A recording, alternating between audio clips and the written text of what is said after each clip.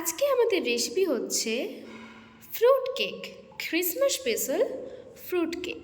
তো এখানে প্রথমেই দেখতে পাচ্ছেন বাটিতে রয়েছে টুটি ফুটি, আর এখানে রয়েছে চেরি, কিশমিশ আর খেজুর, আর এখানে রয়েছে আখরোট আর মোরব্বা। তো এই হচ্ছে আমাদের ড্রাই ফ্রুটসের ইনগ্রেডিয়েন্টস।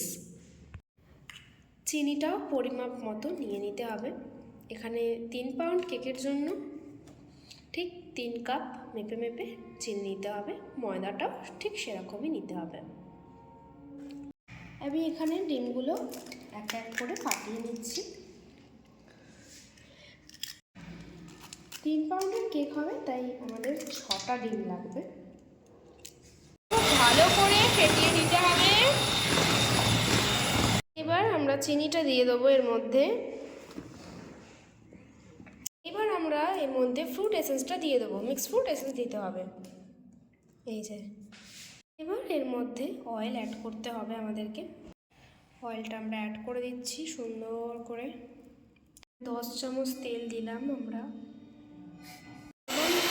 কম স্পিডে কিছুক্ষণের জন্য 10 সেকেন্ডের জন্য ফোটাতে হবে।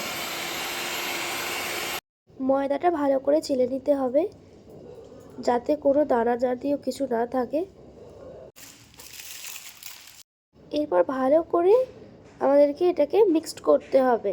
এরপর দুধটাও দিয়ে দিতে হবে আস্তে আস্তে করে। তারপর বেকিং সোডা, বেকিং পাউডার এক এক করে দিয়ে দিতে হবে।